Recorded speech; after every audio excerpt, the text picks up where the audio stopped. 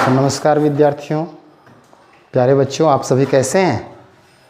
अच्छे हैं ना? चलिए, लॉकडाउन में कम से कम अपने घर में सुरक्षित रहिए। तो मैं गुड्डू सर आप सबों को GIIS great Indian institute of science के परिवार की ओर से हार्दिक स्वागत करते हैं। जैसा कि इस लॉकडाउन में सब लोगों को अवगत हैं कि कोरोना महामारी पूरे विश्व भर में अपना कोहराम मचा चुका है और हम सभी लोगों को एक दायित्व तो बनता है कि इस महामारी से कैसे निपटा सकें। तो हमारे भारत सरकार ने जिस प्रकार से निर्णय लिया है कि लॉकडाउन किया है, पिछले 24 मार्च से लगभग हमारे देश पूरा लॉकडाउन में स्थिति से गुजर रहा है, जहां आर्थिक स्थिति पूरी तरह से जर्जर हो चुकी है। फिर भी हम सभी लोग आज घर बैठ के सुरक्षित हैं। तो सुरक्षित रहने का एक ही कारण है, इस लॉकडाउन का देन है। आज अगर लॉकडाउन हमारे देश में नहीं हुआ रहता तो शायद हमारे देश में आज लाखों लोग प्रत्येक दिन मौत के घाट उतरते। लेकिन भारत सरकार की ये बहुत बड़ी कृपा है कि तुरंत कतिपय कारणों से तुरंत अचानक निर्णय लिया भारत सरकार ने, और अचानक निर्णय लेने के बाद तुरंत जो है लॉकडाउन की स्थिति से गुजारा भारत को, जो आज अच्छा परिणाम देखने को मिल रहा है। फिर भी हम लोग कुछ नियमों का, लॉकडाउन के नियमों का पालन नहीं करने के कारण से हमारे देश में आज ज़्यादा से ज़्यादा जो है इस तरह से बीमारियां फैल रही हैं। तो हम लोग कोशिश करेंगे कि आज लॉकडाउन में रहते हुए हम लोग तरह तरह के जो online class GIIS great Indian institute of science परिवार की ओर से घर में रह कर के आप लोगों को पढ़ाई करनी है, तो हम लोग मुहैया करवा रहे हैं। कोशिश कर रहे हैं कि आप लोग घर में रह कर के अच्छी ढंग से स्टडी कर सकें, वर्ग 9 से द्वादश तक। तो आज हम लोग समकालीन भारत पाठ्यपुस्तक वर्ग 10 के भूगोल विषय के पार्ट 1 का क्लास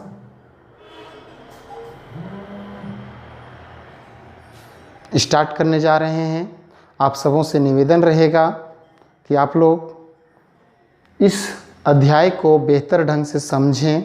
जहाँ कहीं त्रुटि लगे वहाँ आप उसको कमेंट्स बॉक्स में जवाब ज़रूर दें, प्रश्न को लिखें, फिर हम लोग प्रयास करेंगे कि आपको फिर से बताया जा सके। तो चलिए, कुछ देर करते हुए बिना कोई देरी नहीं, और हम लोग इस संसाधन एवं विकास जो पार्ट है उसको स्टार्टिंग करते हैं। लेकिन हम लोग इस चैप्टर में पढ़ना क्या क्या है उसको हम लोग सारांश के तौर पर देखते हैं। इस चैप्टर का सबसे पहले मैं आप सबों को परिचय दूंगा। दूसरा, संसाधन क्या होते हैं उसके बारे में बताएंगे। तीसरा, संसाधन के टाइप्स बताएंगे, टाइप्स ऑफ रिसोर्स। उसके बाद संसाधनों का विकास, सतत पोषणीय विकास, एजेंडा 21, संसाधन नियोजन और उसका संरक्षण, भूमि संसाधन और भूमि संसाधन का उपयोग, भारत में भूमि संसाधनों का उपयोग के बारे में जानेंगे। साथ ही साथ हमारे देश में ही नहीं बल्कि पूरे विश्व में ये समस्या बनी हुई है कि भूमि निम्नीकृत हो रहा है। तो उस भूमि निम्नीकरण का क्या कारण है, और साथ ही साथ उसका हम संरक्षण कैसे दे सकते हैं, कर सकते हैं, उसके बारे में जानेंगे। मृदा के बारे में पढ़ेंगे हम लोग, मृदा क्या होते हैं, मृदा किसे कहते हैं, मृदा के प्रकार क्या क्या हैं, उसके बारे में अध्ययन करेंगे। और अंत में मृदा का जो ऊपरी परत है धीरे धीरे अपक्षय हो रहा है, विनाश हो रहा है, अपर्दन हो रहा है, नष्ट हो रहा है। तो कौन कौन कारणों से ये सभी प्रक्रियाएँ हो रही है, अपर्दन का क्या क्या रीजन है, और हम संरक्षण कैसे उस मृदा अपर्दन को कर सकते हैं। तो इस प्रकार से ये सारांश था जो हम लोग को इस अध्याय में पढ़ाई करनी है। तो हम आप सबों के बीच गुड्डू सर उपस्थित हूँ। मैं क्लास को पुनः ओपन करना जा रहा हूँ। जो संसाधन एवं विकास है उस चैप्टर को मैं बेहतर ढंग से बताने का प्रयास करूँगा। सबसे पहले हम लोग इसमें अध्ययन करेंगे परिचय के सत्र पर कि संसाधन एवं विकास है क्या चीज़, संसाधन क्या है। तो प्यारे बच्चों, आप सबों से मैं एक रिक्वेस्ट करता हूँ कि आप प्रत्येक दिन अपने दैनिक जीवन में, कोई ऐसा दिन नहीं होगा, हो सके कि रोज़ करते होंगे उस पदार्थ का उपयोग या वस्तु का उपयोग, या कभी सप्ताह में, महीने में, सालों में भी कभी काल करते होंगे। तो आप एक सूची तैयार करें कि आप जितने भी तरह के वस्तुओं का उपयोग करते हैं उसका एक सूची बनाइए। चाहे वो खाने वाला पदार्थ हो, नहाने धोने का पदार्थ हो, सोने का पदार्थ हो, पहनने का पदार्थ हो, या कहीं से एक जगह से दूसरे जगह आने जाने की वस्तुओं का प्रयोग जो कर रहे हैं। तो जितने तरह के संसाधनों का, जितने तरह के वस्तुओं का आप प्रयोग कर रहे हैं उसकी सूची तैयार करें। आपको एक आभास होगा आपको एक पता चलेगा कि बहुत सारी ऐसी वस्तुएं हैं जिसका हम प्रत्येक दिन यूज करते हैं, प्रयोग करते हैं। वो बहुत सारी ऐसी वस्तुएं जिसको हम डायरेक्टली पृथ्वी से प्राप्त करते हैं, और बहुत सारी ऐसी भी वस्तुएं मिलेगा आपको जो इनडायरेक्ट रूप से हम लोग प्राप्त करते हैं। अर्थात जो हम लोग डायरेक्टली धरती से प्राप्त नहीं करते हैं वो पता चलता है कहीं मॉल से, दुकान से, बाजार से या अन्य जगहों से हम लोग उसको लाते हैं और अपने लिए प्रयोग में करते हैं। तो इस प्रकार से आप उसकी एक सूची तैयार करें। आपको सूची तैयार करने से क्या पता चलेगा कि जितने भी तरह के वस्तुएं हैं वो सारे के सारे वस्तुएं जिसका हम लोग प्रयोग कर रहे हैं, आपको पता चलेगा कि वो सारी वस्तुएं हम लोगों के लिए क्या है, तो उपयोगी हैं। अर्थात वे सारे वस्तुएं जो हम लोग के लिए उपयोगी है हमारे लिए क्या कहलाएगा, संसाधन कहलाएगा। उसका किसी न किसी रूप में मूल्य होगा, आर्थिक रूप से मूल्यवान होगा, सांस्कृतिक रूप से मान्य होगा, वो निश्चित है संसाधन है। तो इस प्रकार से मैं आप सबों से गुजारिश करता हूं कि आप लोग इस सूची को तैयार करेंगे।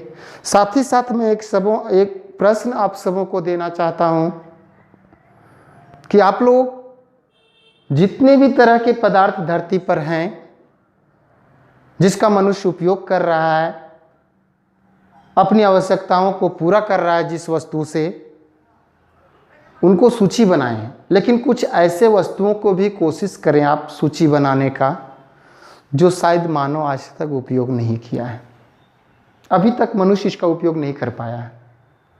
अगर वैसा वस्तु आप लोग को मिल जाता है तो समझिए कि बहुत बड़ा एक खोज होगा आपके लिए, हम सबों के लिए एक बहुत बड़ा एक अभियान चलेगा कि जिस वस्तु धरती पर है लेकिन हम लोग इसका आज तक कोई उपयोग नहीं कर रहे हैं। निश्चित रूप से जो वस्तु का उपयोग नहीं हो रहा है वो मनुष्य के लिए या हम लोगों के लिए, पृथ्वी के लिए संसाधन नहीं है। जितने भी तरह वस्तु हैं जब तक मनुष्य के लिए उपयोगी नहीं है संसाधन नहीं कहला सकता है। अर्थात उपयोगी वस्तु ही संसाधन कहलाता है। तो हम लोग एक छोटे छोटे कंकड़ पत्थर, बालू से लेकर के बड़े बड़े खनिज पदार्थों तक क्या करते हैं, उसका उपयोग करते हैं। पेट्रोलियम हो गया, नमक हो गया, प्राकृतिक गैस हो गया, लोहे हो गए, सोने चांदी हो गए, तो वो सभी का हम लोग उपयोग करते हैं। इसका मतलब वो सभी हमारे लिए संसाधन है। तो कोशिश करना है हमको कि कोई ऐसे वस्तु ढूंढना है जिसका मनुष्य उपयोग नहीं करता और धरती पर है, तो उसका उपयोग फिर ढूंढा जाएगा, वो हमारे लिए संसाधन बनाया जाएगा। तो इस प्रकार से संसाधनों की विशेषताओं को जानने का निश्चित रूप से किसी भी राष्ट्र के लिए, किसी भी देश के लिए ये टॉपिक्स दो अलग अलग पाठ के हैं। संसाधन एक अलग चैप्टर है, विकास एक अलग चैप्टर है, लेकिन दोनों को सम्मिलित कर दिया गया। इसका रीजन सिर्फ एक है, क्योंकि संसाधन के साथ ही विकास जुड़ा हुआ है। किसी भी क्षेत्र, किसी भी राज्य या किसी भी देश में जब संसाधन नहीं होता है तो उस देश की, उस क्षेत्र की, उस राज्य की विकास की कल्पना नहीं की जा सकती है। अर्थात वह देश, वह राज्य, वह क्षेत्र विकास तभी कर सकता है जब उस देश में संसाधन हो। तो संसाधन के अभाव में कोई भी राष्ट्र का विकास की कल्पना नहीं किया जा सकता। तो इस प्रकार से संसाधन एवं विकास दोनों साथ साथ इसीलिए रखा गया है ताकि संसाधन के साथ हमें डेवलप भी करना है। किन किन कामों में हम उस संसाधन का प्रयोग करेंगे, कैसे करेंगे, क्या तकनीक होगा, उस आधार पर हम राष्ट्र का भी विकास कर सकते हैं। तो इस प्रकार से ये था चैप्टर का सारांश जो मैंने आपको बताया, संसाधन एवं विकास। अब हम लोग देखते हैं इसका परिचय के बाद संसाधन क्या है। तो कह रहा है पृथ्वी पर या हमारे चारों ओर पर्यावरण पर, ठीक है, हमारे पर्यावरण में या पृथ्वी पर या अपने आस पड़ोस में, आस पास में जितने भी तरह के वस्तुएं उपलब्ध है और जो मनुष्य की आवश्यकताओं को पूर्ति करता हो, जो मानव के लिए उपयोगी हो, अर्थात जो मानव के लिए उपयोगी होगा वही पदार्थ मनुष्य की आवश्यकताओं को पूरा करेगा। और जो पदार्थ मानव के लिए उपयोगी होगा वो निश्चित रूप से आर्थिक रूप से वो वस्तु मूल्यवान होगा, उसका कुछ न कुछ मूल्य होगा। और निश्चिंत है जो उपयोगी होता है, मनुष्य की आवश्यकताओं को पूर्ति करता है, जो मूल्यवान होता है, वो निश्चित रूप से सांस्कृतिक रूप से महत्व भी होता है, उसका मान्य भी होता है। अर्थात वही वस्तु क्या कहलाएगा, वही पदार्थ क्या कहलाएगा, हमारे लिए संसाधन कहलाएगा। जैसे एक छोटा सा उदाहरण के तौर पर हम लोग देखना चाहते हैं कि इस ब्लैक बोर्ड में जो है लिखने के लिए मैंने यूज किया है इस मार्कर का, व्हाइट बोर्ड में यूज किया है लिखने के लिए मार्कर का। इस व्हाइट बोर्ड में जो यूज किए हैं मार्कर को लिखने के लिए, वो मार्कर जो हमारा है एक प्रकार से हमारे लिए संसाधन है। कैसे है? क्योंकि ये हमारे लिए ज़रूरत की आवश्यकता को पूरा कर रहा है, अर्थात हमारी जो ज़रूरत है उसको पूरा कर रहा है ये मार्कर। हमारे लिए किस काम के लिए उपयोगी है? तो लिखने के लिए उपयोगी है। जब ये लिखने के लिए उपयोगी है तो निश्चित रूप से इसका कुछ न कुछ आर्थिक दाम होगा, मूल्य होगा। अर्थात 10 रुपये भी हो सकता है, 20 रुपये भी हो सकता है, 50 रुपये भी हो सकता है। अर्थात आर्थिक रूप से पदार्थ क्या है, ये मार्कर हमारे लिए मूल्यवान है और वो सांस्कृतिक रूप से महत्व भी है। महत्व किस टाइप में समझते हैं बच्चे? अगर देखते होंगे कि अगर दुनिया का कोई वस्तु महत्व नहीं रखता तो हम उसको क्या करते, दरकिनार कर देते। जैसे कभी काल देखते होंगे एक छोटा बच्चा को कि एक रिफिल ख़त्म हो चुका है, स्याही रिफिल में ख़त्म हो चुका है और एक पेन गिरा हुआ अगर रास्ते में मिलता है, फेंका हुआ रास्ते में मिलता है, जो चलता नहीं है, लिखवाता नहीं है, उससे वो फेंका हुआ है तो कोई भी देखता है, चाहे वो बड़े बुजुर्ग भी क्यों ना हो, वो देखने के बाद क्या कर देता है, उसको तुरंत उठा लेता है।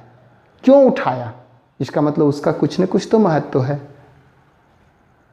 वो सांस्कृतिक रूप से मान्य भी है, मान्यता उसको है कि वो समझ रहा है कि हम इस कलम को ले जाएंगे घर में तो बच्चे इससे लिखेंगे, इसका मतलब उसकी मान्यता है। हर पदार्थ की मान्यता है जो मनुष्य के लिए आवश्यकताओं को पूरा करे, अर्थात सांस्कृतिक रूप से मान्य हो। पर्यावरण में उपलब्ध वैसे वस्तुएं जो मनुष्य की आवश्यकताओं को पूरा करता हो, उपयोगी हो, आर्थिक रूप से मूल्यवान हो और सांस्कृतिक रूप से मान्य हो, वे सभी वस्तुएं संसाधन कहलाता है।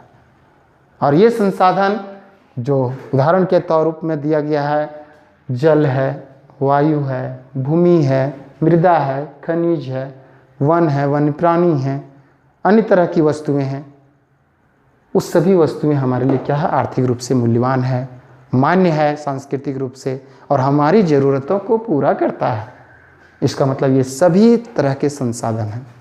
अब ध्यान रहे विद्यार्थीगण कि जितने भी तरह के संसाधन हैं वो सभी संसाधन विशेष रूप से क्या होता है कि सांस्कृतिक रूप से मान्य, आर्थिक रूप से मूल्यवान होने के साथ साथ में पृथ्वी पर तो व्याप्त है, लेकिन कुछ ऐसे वस्तुएं जिसने आपने सूची बनाया, उस सूची में देखेंगे कि कुछ ऐसे वस्तुएं आपको मिलेगा जो डायरेक्ट रूप से हम लोग धरती से प्राप्त करते हैं, पृथ्वी से प्राप्त करते हैं, और कुछ ऐसे वस्तुएं भी मिलेगा जो हम लोग पृथ्वी से डायरेक्ट प्राप्त नहीं करते हैं, इनडायरेक्ट रूप से मिलता है। अर्थात हम मॉल से, बाज़ारों से, दुकानों से, अन्य जगहों से लाते हैं और इसके अपने लिए उपयोग में करते हैं। फिर भी जो वस्तु हम बाज़ारों से खरीद करके लाते हैं और अपने लिए उपयोग करते हैं, इसका मतलब है कि वो भी वस्तु अंत में किसी न किसी रूप में प्राकृतिक से जुड़ा हुआ है। जैसे हम लोग देखते हैं कि अभी घर में यूज करते हैं, बैठने के लिए हम लोग टेबल कुर्सी का यूज करते हैं। कुर्सियाँ जो बनाते हैं फर्नीचर से बना रहता है, वो लकड़ी का है। जंगल में पौधे जब वो जीवित है तब तक वो वनस्पति जात के रूप में है, लेकिन जैसे ही वो निर्जीव पदार्थ में काट दिया जाता है, फर्नीचर के रूप में बदला जाता है, तो उसको हम फर्नीचर के जो कुर्सी हैं, टेबल हैं, बेंच हैं, डेस्क हैं, उसको हम मानव निर्मित मान लेते हैं, लेकिन वो तो जुड़ा हुआ था कहाँ से? प्राकृतिक से। पंखे जो यूज करते हैं हम लोग चलाने के लिए, वो पंखा भी एक प्रकार से लोहे का बना हुआ है। गाड़ियाँ जो एक स्थान से दूसरे स्थान आने जाने के लिए प्रयोग करते हैं, वो भी लोहे का बना हुआ है। तो वो जो संसाधन था वो आज मानव निर्मित है। गाड़ी, पंखे, टीवी, फ्रिज, फर्नीचर्स, ये सभी हमारे क्या हैं? मानव निर्मित हैं। लेकिन वो खनिज के रूप में धरती से उसको प्राप्त किया गया है। अर्थात खनिज हमारा क्या है? प्राकृतिक संसाधन है। किसी न किसी रूप में वो सभी संसाधन प्राकृतिक से जुड़े होते हैं। इस प्रकार से ये सारे वस्तुएं जिसका हम लोग प्रयोग करते हैं, पहनने के लिए कपड़े हो या अन्य तरह का हो सामान, जिसका प्रयोग जो भी प्रयोग करते हैं, सभी संसाधन है। तो विद्यार्थीगण ध्यान रखें कि इस पर आप अमल जरूर करेंगे, इसको आप जरूर नोट करेंगे। अब हम लोग आगे टॉपिक्स पर चलते हैं, वो होता है संसाधन के प्रकार, टाइप्स ऑफ रिसोर्स। संसाधन के प्रकार क्या क्या टाइप्स हैं, उसके कौन कौन से प्रकार हैं संसाधन के, उसके बारे में अध्ययन करने का प्रयास करते हैं। तो सबसे पहले हम लोग देखते हैं कि उत्पत्ति, ओरिजिन जिसको कहा जाता है।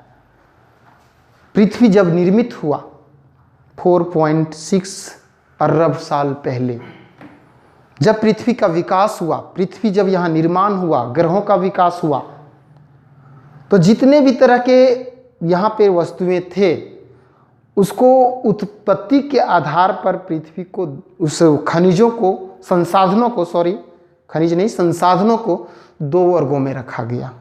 एक रखा गया जैव संसाधन और दूसरा अजैव संसाधन, क्योंकि अन्य तरह के बाद में धीरे धीरे रिसर्च करते गया। लेकिन ये जैव और अजैव क्या है? उत्पत्ति के आधार पर संसाधन का बंटवारा है। तो उत्पत्ति के आधार पर संसाधनों को मुख्यतः दो वर्गों में रखा गया है, एक जैव संसाधन और दूसरा अजैव संसाधन। तो जैव संसाधन क्या होते हैं, जैव संसाधन किसको कहते हैं, उसको अभी हम लोग देखेंगे और अजय को भी देखेंगे। विद्यार्थीगण ध्यान देंगे, फर्स्ट टर्मिनल एग्जाम्स के लिए ये दोनों जो है बहुत इंपॉर्टेंट क्वेश्चन है, जिसमें डिफरेंट करने आता है। जैव और अजैव संसाधन में अंतर स्पष्ट करने आता है। तो 3 नंबर का क्वेश्चन रहता है, 3 नंबर का आप आजली ढंग से कर सकते हैं। तो 3 पॉइंट्स डील करना है दोनों का, तो इस पर जरूर ध्यान देंगे। जैव संसाधन क्या है? जैव संसाधन अर्थात हमारे पृथ्वी पर कुछ ऐसे संसाधन हैं जो जीव जंतु से जुड़े हुए हैं, अर्थात जीवित प्राणियों से जुड़े हुए जो संसाधन है, जिसका उपयोग हम सभी लोग संसाधन के रूप में कर रहे हैं, वो जैव संसाधन कहलाता है। जितने भी तरह के मिलेंगे आपको, जैसे देखिएगा उदाहरण स्वरूप में मानव, मनुष्य और कोई इस धरती पर जीव क्यों नहीं था। मनुष्य एक ऐसा जीव है जो अपने आप को एक संसाधन के रूप में प्रयोग करता है, क्योंकि पृथ्वी पर कोई ऐसा संसाधन नहीं था जिसका मनुष्य उपयोग नहीं कर पाया। अर्थात जितने भी तरह के संसाधन थे पृथ्वी पर, सबका मानव ने धीरे धीरे क्या करता गया? उपयोग करता गया, और खुद अपने आप में उपयोग भी किया। इसी कारण से हमारा मानव एक प्रकार से खुद संसाधन है। आज मान के चलिए, लिखने के लिए इस मार्कर का, बैठने के लिए कुर्सी का, पहनने के लिए कपड़े का, गाड़ी चलाने के लिए पेट्रोलियम पदार्थ वगैरह का, मनुष्य खुद अपने आप को उपयोग किया उसको यूज करने के लिए। कपड़े पहनने के लिए खुद अपने आप को यूज किया। पेट्रोलियम पदार्थ उत्पादन करने के लिए, खनिजों का उत्पादन करने के लिए मानव ने खुद अपने आप को यूज किया। तो जो अपने आप को यूज किया, तो खुद एक प्रकार से यूज हो रहे हैं हम खुद अपने आप को। इसका मतलब हम खुद क्या है? एक प्रकार से संसाधन है। तो मानव अपने आप में खुद एक संसाधन है। तो इस प्रकार से मनुष्य का ऐसा एक जीवित प्राणी है, अर्थात सजीव प्राणी है। तो सजीव प्राणियों का भी उपयोग हो रहा है संसाधन के रूप में, इसलिए इसको जैव संसाधन के रूप में गिना जाता है। जैसे वनस्पति जात हो गए, जितने भी पेड़ पौधे हैं, हम लोग आज खाने के लिए एक प्रकार से घास फूस का प्रयोग करते हैं, साग सब्जियों का प्रयोग करते हैं, धान उत्पादन करते हैं। तो धान भी तो मेरे लिए क्या है? एक पौधा है, वनस्पति जात है। हरे साग सब्जी का प्रयोग करते हैं, वो भी तो पौधा है। उसको जीवित रूप से लाते हैं, प्रयोग करते हैं। जीवित रूप में फल देता है, उसको भी उपयोग करते हैं हम लोग खाने के लिए। तो जो भी तरह के संसाधन हैं जीवित रूप से, सजीव प्राणी के रूप में, और हमको वो प्रयोग दे रहा है, कुछ न कुछ वस्तु हम लोग के उपयोग के लिए मनुष्य की आवश्यकताओं को पूरा कर रहा है, इसका मतलब वो सभी क्या कहलाएंगे? जैव संसाधन कहलाएंगे, जो हमारी ज़रूरत को पूरा कर रहा है, चाहे वो प्राणी जाति क्यों ना हो। तो इस प्रकार से जैव संसाधन कहलाते हैं। नेक्स्ट है अजैव संसाधन, अर्थात निर्जीव पदार्थ। निर्जीव संसाधन के रूप में हम लोग कोशिश करेंगे कि निर्जीव संसाधन कौन होते हैं। जो मरे हुए पदार्थ होते हैं, जिसमें जान नहीं होती है, वही अजैव संसाधन कहलाते हैं। तो वो बोलिएगा कि ये किस प्रकार से हमारे लिए संसाधन है, कैसे उपयोगी है? जी हाँ, उपयोगी है। हम निर्जीव वस्तुओं का भी उपयोग कर रहे हैं अपने संसाधन के रूप में। हमारी ज़रूरत को पूरा कर रहा है। बालू हम लोग लाते हैं घर बनाने के लिए, पत्थर लाते हैं पुल बांधने के लिए, कुआं बांधने के लिए। ये पत्थर क्या है? निर्जीव वस्तु है, हमारी ज़रूरत को पूरा कर रहा है। इसका मतलब वो हमारे चट्टानें जो है अजैव संसाधन है, धातुएं जो है अजैव संसाधन है, जो मनुष्य को अलंकृत करता है, उसकी शोभा को बढ़ाता है, तरह तरह की चीज़ों को पूर्ति करता है। आज गाड़ी हम लोग निर्मित किए हैं तो वो तो हमारा खनिज है, धातुएं हैं, जिसको धरती के अंदर से प्राप्त किए हैं, तो वो तो निर्जीव वस्तु है, फिर भी हमारी आवश्यकता को पूरा कर रहा है। इसका मतलब क्या है? वो अजैव संसाधन कहलाएगा। निर्जीव वस्तुएं भी जो आवश्यकताओं को पूरा करता है वो अजैव संसाधन कहलाता है। जैसे में चट्टानें और धातुएं, अन्य तरह की और सारी चीज़ें। अब नेक्स्ट हम लोग देखते हैं, तो था उत्पत्ति के आधार पर, ओरिजिन के आधार पर। नेक्स्ट है समाप्यता, लिमिटेशन। अर्थात समाप्यता मतलब होता है समाप्त होना। कुछ ही न किसी वस्तुओं का एक निश्चित लिमिट टाइम होता है। हम जितनी भी तरह के वस्तु का प्रयोग कर रहे हैं, हर एक वस्तुओं का एक समय निर्धारित रहता है कि ये वस्तु इतने ही दिन तक चलेगा। हम लोग कभी कल सुने बच्चे कि ये जो लाइट खरीद रहे हैं एलईडी लाइट, 1 साल का गारंटी है, 1 साल के बाद वो खराब हो जाएगा तो उसकी गारंटी नहीं है। यानी ये लिमिटेशन है। हम लोग हर तरह के अपने जीवन का आज तो हम लोग को लिमिटेशन नहीं है, मतलब लिमिटेशन बंधा हुआ है कि इतने दिन तक ही हम लोग रहेंगे। आज मनुष्य की औसत आयु क्यों 60 वर्ष निर्धारित किया गया है? यही कारणों से कि उसके अधिकतम भी जी सकता है 100 सालों तक, उससे पहले भी मर सकता है। ये मार्कर है, इस मार्कर में इंक डाले हुए हैं, एक डब्बे का इंक डाल रहे हैं, पता चल रहा है कोई एक डब्बा जो है सो क्या करेगा, 10 दिन तक चलेगा, एक डब्बा के बाद 10 दिन के बाद वो डब्बा खत्म हो जाएगा। इसका मतलब उसका लिमिटेशन था कि 10 ही दिन तक चलेगा। हम रोजाना 1 क्विंटल चावल रखे हुए बोरा में भर करके और रोज खाने में यूज कर रहे हैं उसको। अगर 1 kg रोज यूज कर रहे हैं, 1 क्विंटल मीन्स 100 kg, रोज 1 kg यूज कर रहे हैं मीन्स क्या हो रहा है? 1 kg हरास हो रहा है, खपत हो रहा है। पता चलेगा कि 100 दिन तक ही चलेगा। वो 1 क्विंटल था तो 100 दिन के बाद वो 101 दिन नहीं भी रहेगा। इसका मतलब ये थोड़ी ना है कि हम चावल निकालते जा रहे हैं फिर उधर से भराते जा रहा है सो, इसमें स्याही लिखते जा रहे हैं और अपने आप भराते जा रहा है सो। गाड़ी में पेट्रोल डाल रहे हैं और चलाने के बाद अपने आप उसमें डला रहा है पेट्रोल सो। लिमिटेशन है। इसलिए तो कहते हैं कि 1 लीटर पेट्रोल डालिएगा तो 50 किलोमीटर चलिएगा। कोई गाड़ी का माइलेज अच्छा रहता है तो ज़्यादा दूर तक चलता है, मतलब उसका टाइम बाउंडेड रहता है, लिमिटेशन रहता है, तो उसको समाप्यता कहते हैं। मतलब कभी ना कभी वो समाप्त हो सकता है। लेकिन कुछ ऐसे भी वस्तुएं हैं जिसका हम लोग प्रयोग करते हैं, आज से नहीं बहुत पहले से कर रहे हैं, फिर भी आज उसके कभी समाप्त नहीं कर पाए हैं, खत्म नहीं कर पाए हैं। वो अनलिमिटेशन वस्तु कहलाता है, अनलिमिटेशन संसार रिसोर्स कहलाता है। तो इस प्रकार से समाप्यता के आधार पर 2 तरह के संसाधन हैं, नवीकरणीय और अनवीकरणीय। नवीकरणीय का अर्थ होता है कि नवीकरण मतलब पुनः निर्मित होना। ऐसे वस्तुएं जिसको दोबारा बार बार कितनों ही उपयोग करते जाएंगे, लेकिन उस वस्तु का उपयोगिता कभी समाप्त नहीं होता है, उसे क्या कहेंगे? नवीकरणीय संसाधन।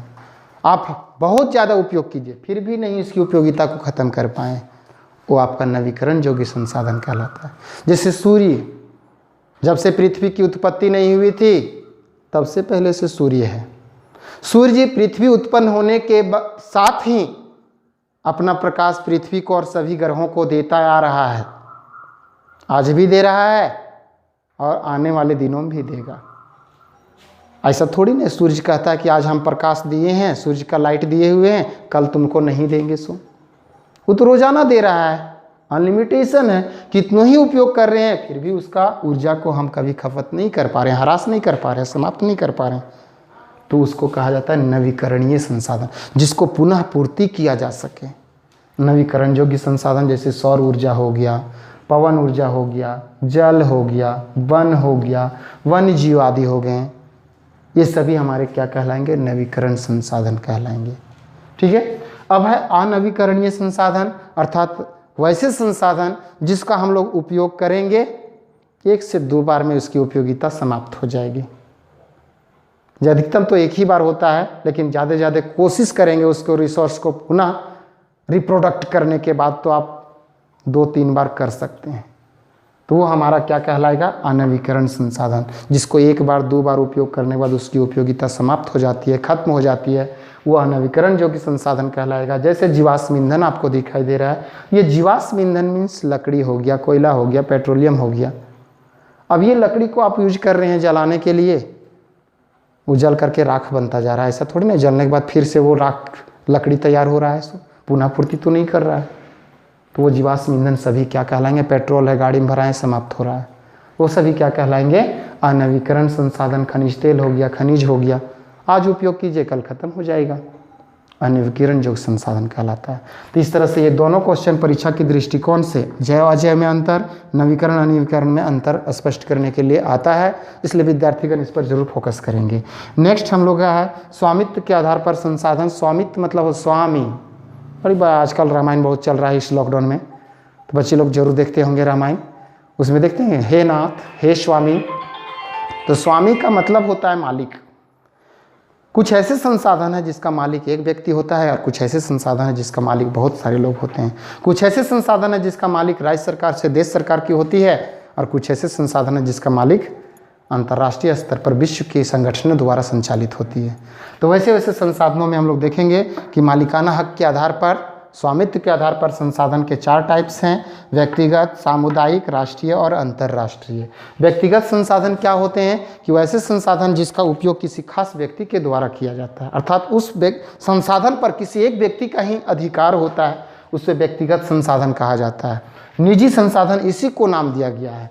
जैसे खेत हो गया, रैती खेत का, रैती भूमि का नाम सुने होंगे। वो रैती भूमि किसी पर्सनल का होता है, वो चाहेगा तो खेती कर सकता है, नहीं चाहेगा तो नहीं कर सकता है, वो अपना मन मुताबिक है, ठीक है। तो उसको हम लोग कहते हैं। गाड़ी हो गया किसी पर्सनल का, ठीक है। घर हो गया किसी अपना का, चाहे वो घास फूस का बना हुआ एक छोटा सा कुटिया क्यों ना हो, चाहे 10 मंजिला से बना हुआ काहे न महल क्यों ना हो, तो सबका अपना अपना होता है। तो उसको हम, इसका किसी खास व्यक्ति का अधिकार होता है, इसलिए ऐसे संसाधन को व्यक्तिगत संसाधन या निजी संसाधन कहते हैं। जबकि सामुदायिक संसाधन किसको कहा जाता है? कि वैसा संसाधन जिस पर एक व्यक्ति नहीं बल्कि पूरा समूह का अधिकार होता है, सभी लोगों का उस पर अधिकार होता है, पूरे गांव समाज का अधिकार होगा। उसका उपयोग एक व्यक्ति नहीं कर सकता, सब लोग कर सकते हैं।